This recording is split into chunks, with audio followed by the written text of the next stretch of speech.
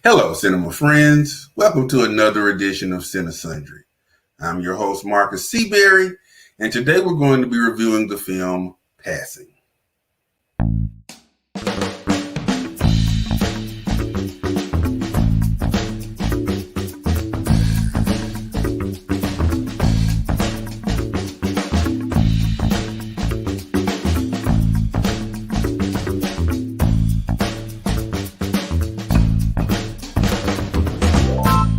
Before we get into our review of Passing, let me remind you of our rating system. Alright, now if it's a great film, excellent film, top-notch film, just best all around, it's going to get a rating of auteur. If it had promise, but it didn't quite deliver, didn't quite make good on its premise, it's going to get a rating of middling. And if it's just a horrible, terrible, abysmal film, it's gonna get the rating of heck. Alright, so now you know our ratings, and let's get into the rundown. Passing involves two high school friends, Claire and Irene, who reunite later in life. Their paths cross, and Irene discovers that Claire is passing, or pretending to be white, to advance in society. And let's talk about the script and acting. The script is clever, it's well written, it moves, it draws you in. Now, one interesting thing is, with the script being set in the 1920s, it uses language specific to that era. So some of the words and phrasing seem outdated to us now, but I think it fits in establishing the period of this period piece. And in terms of the acting, the cast is great.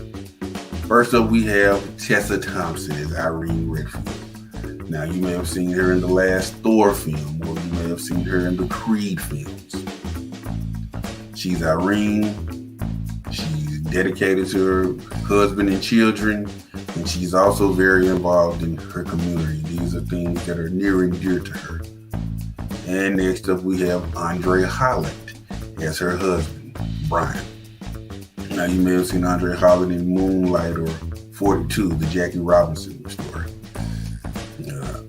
Andre Holland is Brian. He's a dedicated family man, although there seems to be some tension because he feels like Claire babies their sons too much and he wants more attention. And next up, we have Ruth Negga as Claire. Now, Ruth Negga has been seen in the Agents of S.H.I.E.L.D. TV series. She was also in the series Preacher, and she was in the interracial love story Loving. Now, she's Claire, the main one who's passing or pretending to be white in this story. Her character seems kind and friendly, but there's a sense of loneliness, unfulfillment, and sadness that she brings to the character, and it really fits. It really helps move the story along. And next up is Alexander Skarsgard as John. John is Claire's husband. He's mean, possessive, controlling, just not a pleasant fellow, and pretty hateful. That's about the best way I can put it. He's hateful. And last, we have Bill Camp as Hugh. Hugh is a friend of Irene's. They run into each other at a lot of social functions. He seems to be an ally, they say, but he is very, very fascinated with African American people and customs, almost to the point of being rude about it. And let's talk about the director's technique. Now, our director for Passing is Rebecca Hall. She's originally an actor. She's known for films like Godzilla vs. Kong, Iron Man 3, and The Town. This is her directorial debut. It's a very well-directed film. She shot it in black and white, which further enhances that 1920s time period. And she's also sure not to, put in any buildings that look modern, which again gives you that feeling of going back in time. And also, the black and white gives it just a sad and grim undertone. And let's talk about sentiment and rating. Honestly, my sentiment when I finished this film was one of sadness. It's not a fun movie.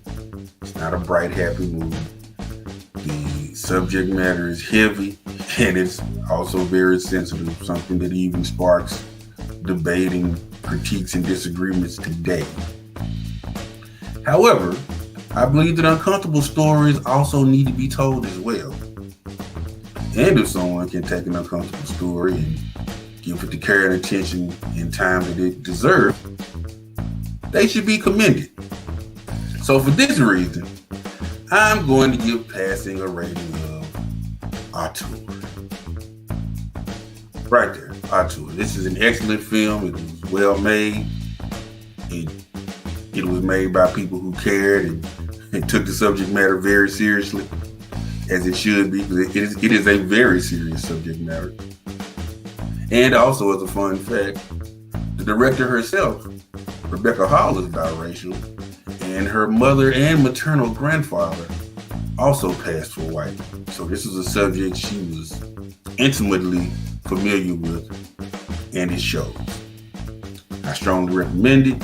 And right now it's streaming on Netflix, so you don't even have to leave your house to see it. You can just sit on your couch, watch it.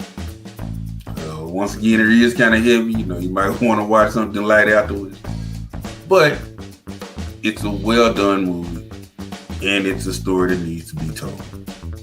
Well, that's going to do it for this edition of Cinesundry. I'll be your host, Markus Seaberry. And remember, take a moment. Treat yourself to a movie. See you next time.